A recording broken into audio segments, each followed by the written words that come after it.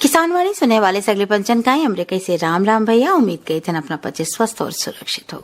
बता दी जाए कि यह कार्यक्रम के प्रायोजक हैं कृषि मंत्रालय भारत सरकार। वैसे तो नर का ही नारायण कहा जाते और नारी को शक्ति के तौर पर पूजा जाते भैया, लेकिन किताबी बातों में और धरातल पर जो सच्चाई है उमा बड़ा अंतर है भैया। कहते हैं कि एक महिला एक बालिका के संघर्ष दुनिया में पैदा होने से शुरू हो जाते तक क्रमबद्ध उनका जीवन यात्रा देखा जाए तो हम बच्चे अब देख रहे हैं जैसे भ्रूण हत्या हुई जाती कि बिटिया होती तो जब उन्हें पेट में आइन उन्हें थोड़ी जान पड़ी, पता चला कि बिटिया तभी उन्हें खत्म कर दी जाते, वही भ्रूण हत्या कहते हैं भैया। तो कहूँ खाए के नहीं दिया जाए तो कहूँ पोषण की कमी हो गया, शिक्षण व्यवस्था कमजोर होती और उनके साथ भी जो अत्याचार होते हैं अपना बच्चे रोज पेपर में पढ़ी थे, टीवी रेडियो में सुनी थे, टीवी में देखी थे तो अभद्रता हो जाती, उन्हें हमेशा अपने अधीन समझा जाते, दहेज की प्रताड़ना होती, घरेलू हिंसा हो जाती, उन्हें कम अवसर दिन जाते, समानता का अधिकार दीन गा है पर घरे वाले कंधे से कंधा मिला में देमा नहीं तैयार होते। और अब अपना का सुनवाई थे एक बड़ा सुंदर गीत।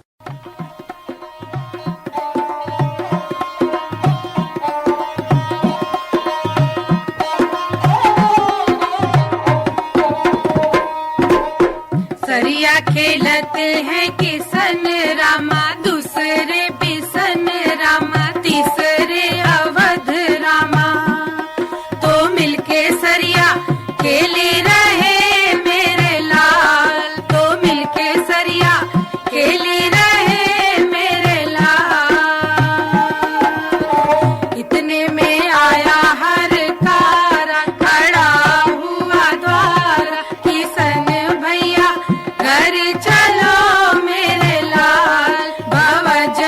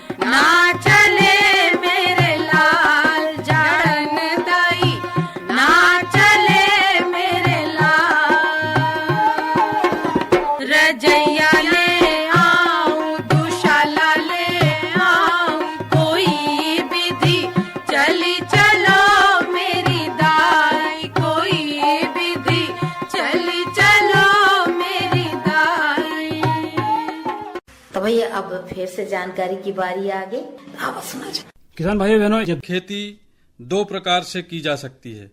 एक तो परंपरागत खेती है, दूसरी आधुनिक खेती जिसे हम हाईटेक खेती के रूप में जानते हैं। इससे जहां घरेलू बाजार में खपत की आपूर्ति हो पाती है, वहीं हाईटेक खेती से घरेलू एवं विदेशी बाजार हेतु पैदावार ली जाती है।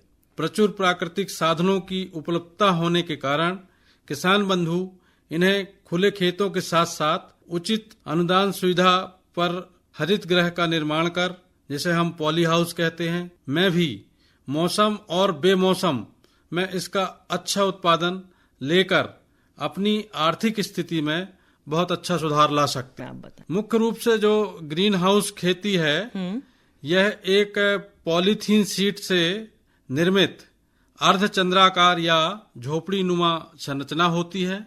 इसके अंदर नियंत्रित वातावरण में पौधों को उगाया जाता है, जहां पर उत्पादन को प्रभावित करने वाले कारकों जैसे सूर्य का प्रकाश, तापमान, आर्द्रता, ये सभी इस पर नियंत्रित होते हैं।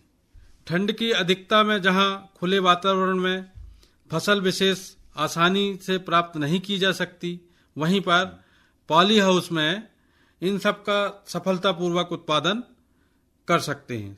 साथ ही एक ही आदमी के नियंत्रण से हम बेहतर तरीके से इसकी देखभाल कर सकते हैं। मुख्य रूप से गुलाब को हम 6 भागों में बांटे हैं, जिसमें HT गुलाब, फ्लोरीबंडा, गैंडीफ्लोरा, पॉलीएंथा, मिनिएचर, क्लाइंबर्स, और इन सभी में अलग अलग प्रजाति हैं। लेकिन व्यावसायिक रूप से जो किस्में उपयोग में लाई जाती हैं, HT गुलाब, फ्लोरीबंडा, गैंडीफ्लोरा, इन प्रजातियों का चयन इनके बेहतर फूल के लिए और इनकी जो टिकाऊपन है, इसके लिए हम करते हैं।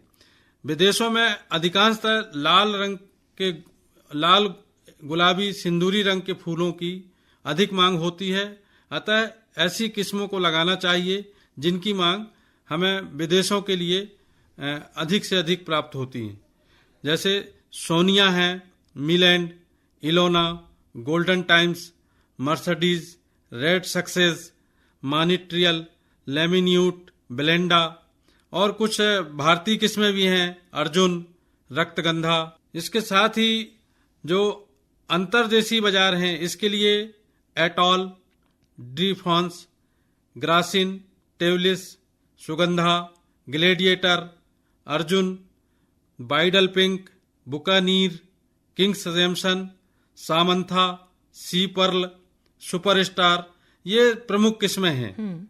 इसके साथ ही जो खुशबूदार प्रजातियों को हम रूप में उपयोग करते हैं, रोजा डेमासीना और रोजा बोरबियाना, इसके लिए एटॉल, डीफांस, ग्रासीन, टेबलिस और एंजेलिक किस्में हैं, जो हम इनका मुख्य रूप से गुलाब की खेती खुली जगह जहां उत्तम जल निकास की सुविधा हो, हल्की बालुई दोमट मिट्टी में अच्छी तरह कर सकते हैं।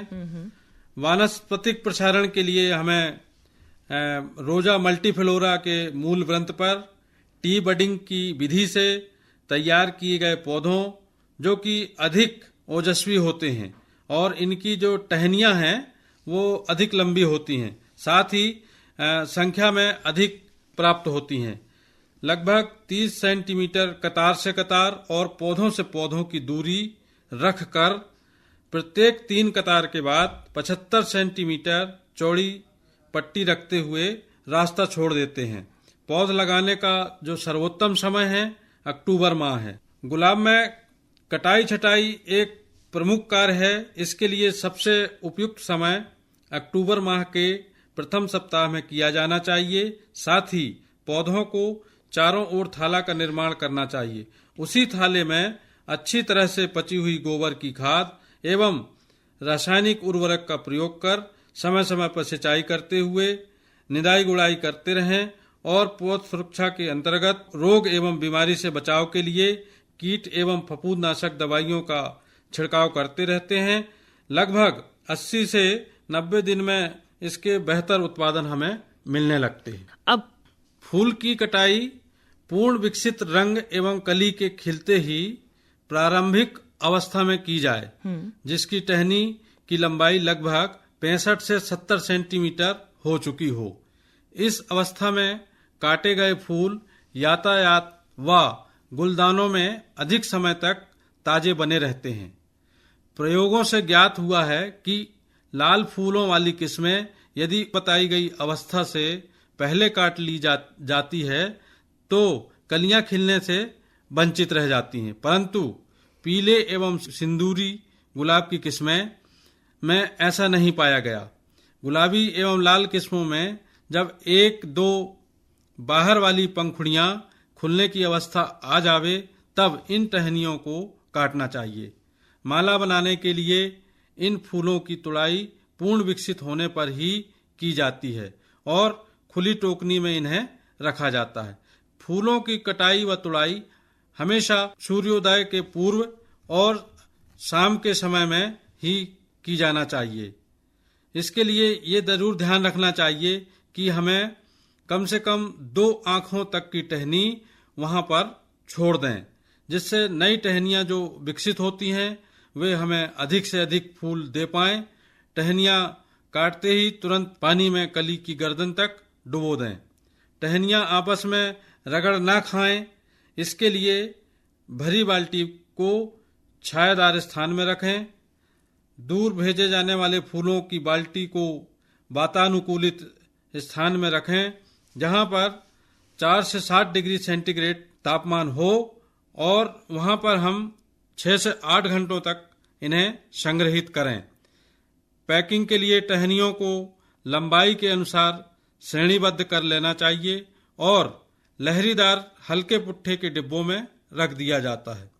इन डिब्बों का आकार टहनियों की मात्रा एवं फूलों की गुणवत्ता पर निर्भर करता है। डिब्बे में पॉलीथीन का अस्तर लगा होता है, जिसे हम टिश्यू पेपर से नम रखते हैं। साथ ही एक बंडल बनाने के लिए 20 टहनियों का उपयोग करते हैं। अलग अलग बंडलों की कलियों को टिश्यू पेपर में लपेट दिया जाता है। इन बंडलों को फोम में इस तरह रखा जाता है कि एक दूसरे से न टकराएं। प्रत्येक डिब्बे पर आयात एवं निर्यात करने वाली कंपनियों के पते जरूर लिखे जाते। तो सुनेन भैया, जौन सुंदर जानकारी रही और अब गानदान की बारी आगे, अब सुना जाए। भुवन पे हीरे मैया की ने जड़ाए, भुवन पे हीरे मैया की ने जड़ाए, भुवन पे हीरे मैया की ने जड़ाए।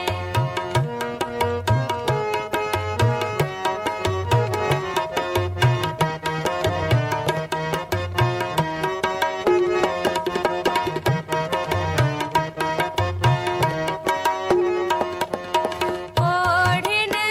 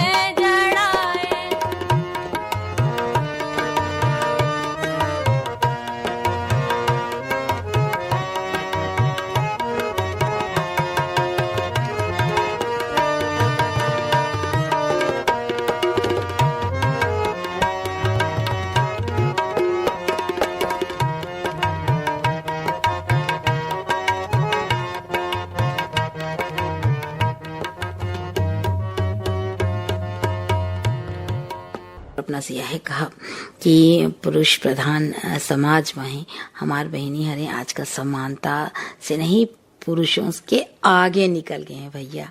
अपना से कहा कि कहाँ नहीं आए हमार बहनी, चाहे राष्ट्रपति का पद हो, प्रधानमंत्री के पद में भी रह चुकी हमारी इंदिरा गांधी, राष्ट्रपति के पद पर तो हमार महामहिम राष्ट्रपति श्रीमती द्रौपदी मुर्मू हैया आई, पायलट आई हमार बहनी हरे, दुकान में आई, बाजार में आई, कौनो जगह में हमार बहनी हरे नहीं आए, ऐसा नहीं आए।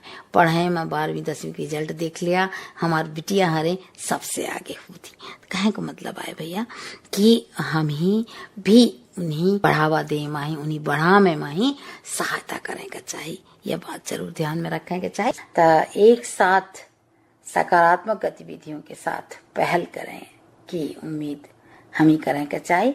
तो भैया अब फिर से जानकारी की बारी आ गई, आप सुना जाओ। कृषि एवं किसान कल्याण मंत्रालय द्वारा 15 से 16 सितंबर 2025 को पूसा नई दिल्ली स्थित भारत रत्न सी सुब्रमण्यम ऑडिटोरियम में राष्ट्रीय कृषि सम्मेलन रबी अभियान 2025 का आयोजन किया जा रहा है। ये 2 दिवसीय राष्ट्रीय सम्मेलन देश भर के कृषि विशेषज्ञों, वैज्ञानिकों, नीति निर्धारकों और राज्य सरकारों के वरिष्ठ प्रतिनिधियों के लिए एक साझा मंच प्रदान करेगा, जहां रबी 2025-26 की बुआई सीजन से संबंधित तैयारियों, उत्पादन लक्ष्यों और रणनीतियों पर गहन चर्चा होगी। सम्मेलन की अध्यक्षता माननीय कृषि एवं किसान कल्याण मंत्री करेंगे। इस अवसर पर विभिन्न राज्यों के कृषि मंत्री, सचिव, कृषि और किसान कल्याण सचिव DARE और महानिदेशक ICAR सहित मंत्रालय एवं विभागों के वरिष्ठ अधिकारी भी सम्मेलन में भाग लेंगे। माननीय कृषि मंत्री के निर्देश पर पहली बार रबी सम्मेलन 2 दिवस का हो रहा है, जिसमें कृषि से संबंधित चुनौतियां और रबी मौसम की फसलों के किसानों को लाभ पहुंचाने की दृष्टि से विभिन्न प्रकार के विषयों पर चर्चा की जाएगी। पहले दिन केंद्र और राज्य स्तर के पदाधिकारियों के बीच में महत्वपूर्ण विषयों पर चर्चा की जाएगी। उसके पश्चात 16 तारीख को सभी राज्यों के कृषि मंत्री, केंद्रीय कृषि मंत्री और साथ ही राज्य मंत्री भी विस्तृत चर्चा करेंगे, जिसमें नवीनतम तकनीक और बीजों को किसानों तक किस तरह प्रभावी तरीके से पहुंचाया जाए, इसके लिए गहन चिंतन और समीक्षा की जाएगी। सभी राज्यों के वरीय पदाधिकारी अपनी टीम के साथ इसमें भाग लेंगे। पहली बार इसमें कृषि विज्ञान केंद्र के वैज्ञानिकों को भी आमंत्रित किया गया है, जो क्षेत्रीय अनुभव और चुनौतियों को साझा करेंगे और साथ ही आगे की रणनीति तय करेंगे। कार्यक्रम के अंतर्गत विभिन्न विषयों पर समानांतर तकनीकी सत्र आयोजित होंगे। इनमें विशेषज्ञों, वैज्ञानिकों और राज्यों के प्रतिनिधियों द्वारा प्रस्तुतियां दी जाएंगी तथा खुली चर्चा के माध्यम से व्यवहारिक समाधान सामने लाए जाएंगे। विशेष रूप से इन विषयों पर विचार विमर्श किया जाएगा। जलवायु सहनशीलता, मृदा स्वास्थ्य और संतुलित उर्वरक उपयोग, बेहतर मृदा प्रबंधन और संतुलित पोषण पर बल, गुणवत्तापूर्ण बीज उर्वरक, कीटनाशक और कृषि ट्रेसेबिलिटी, सटीक कृषि इनपुट और डिजिटल निगरानी, बागवानी का विविधीकरण, आय संवर्धन और निर्यात क्षमता पर केंद्रित रणनीतियां, प्रभावी प्रसार सेवाएं और कृषि विज्ञान केंद्रों यानी KVKs की भूमिका, किसानों तक नवीनतम तकनीक और ज्ञान पहुंचाना, केंद्र प्रायोजित योजनाओं का समन्वय, योजनाओं का बेहतर तालमेल और राज्यों के अनुभव साझा करना, प्राकृतिक खेती, कम लागत और पर्यावरण अनुकूल खेती पद्धतियां, दलहन और तिलहन पर विशेष बल के साथ फसलों का विविधीकरण और रबी फसलों के दौरान दलहन एवं तिलहन क्षेत्रफल और उत्पादन में वृद्धि हेतु रणनीतियां, आत्मनिर्भरता और पोषण सुरक्षा को बढ़ावा देना, रबी फसलों के दौरान उर्वरक उपलब्धता की स्थिति, समय पर आपूर्ति और वितरण व्यवस्था की समीक्षा, एकीकृत कृषि प्रणाली यानी इंटीग्रेटेड फार्मिंग सिस्टम्स। सम्मेलन में विभिन्न राज्यों की सफलताओं और सर्वोत्तम प्रथाओं को साझा किया जाएगा ताकि उन्हें अन्य राज्यों में भी लागू किया जा सके और साथ ही मौसम पूर्वानुमान, उर्वरक प्रबंधन, कृषि अनुसंधान और तकनीकी हस्तक्षेप से जुड़े विषयों पर भी विशेषज्ञ अपने विचार प्रस्तुत करेंगे। ये सम्मेलन न केवल रबी 2025-26 सीजन की कार्य योजना और उत्पादन रणनीति को दिशा देगा, बल्कि ये किसानों की आय वृद्धि, टिकाऊ कृषि प्रणाली और राष्ट्रीय खाद्य सुरक्षा सुनिश्चित करने की दिशा में भी एक महत्वपूर्ण कदम साबित होगा। और अब अपना का सुनवाई थे एक बड़ा सुंदर गीत। हम कह आस तुहारी सुना मन मोहन मुरारी, हम कह आस तुहारी सुना मन मोहन मुरारी, हम कह आस तुहारी सुना मन मोहन मुरारी।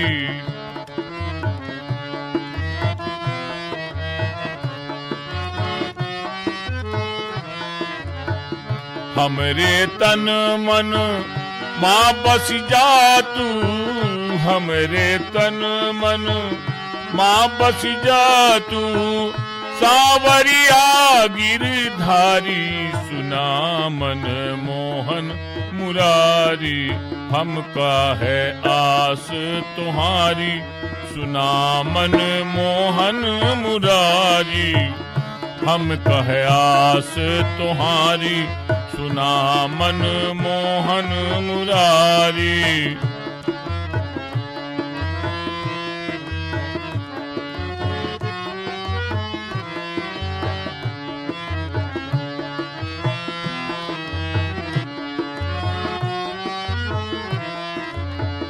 गोकुल ढूंढन मथुरा ढूंढन, गोकुल ढूंढन गोकुल ढूंढन, मथुरा ढूंढन ढूंढन तीरथ सारी सुना मन मोहन मुरारी, हम कह आस तुम्हारी सुना मन मोहन मुरारी, हम कह आस तुम्हारी सुना मन मोहन मुरारी।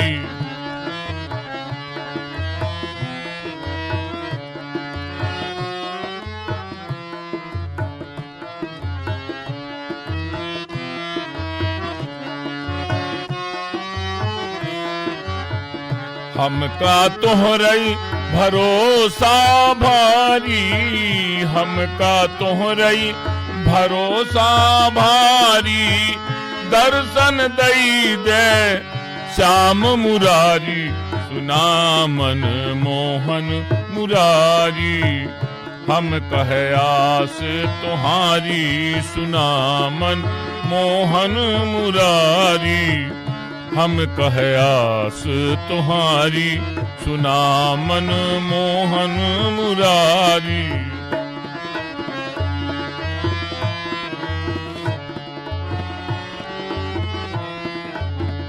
तोहरे बिना को जग मन अपना, तोहरे बिना हाँ तोहरे बिना को जग मन अपना, झूठै जग मां झूठै सपना, झूठै जग का झूठै सपना, झूठै जग का झूठा सपना, देखन तीरथ सारी सुना मन मोहन मुरारी, हम कह आस तुम्हारी सुना मन मोहन मुरारी, हम कह आस तुम्हारी सुना मन मोहन मुरारी।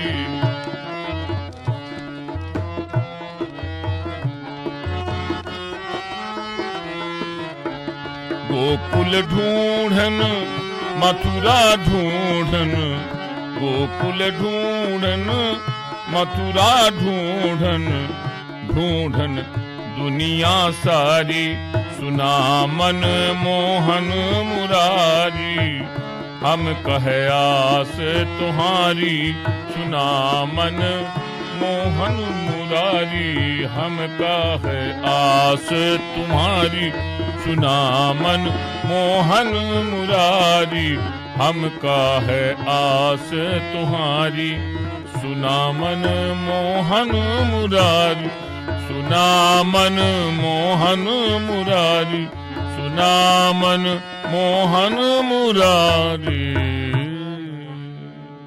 चलें कि जुना बेरा होती तो चला जाए और सगले पंजन से कीन जाए।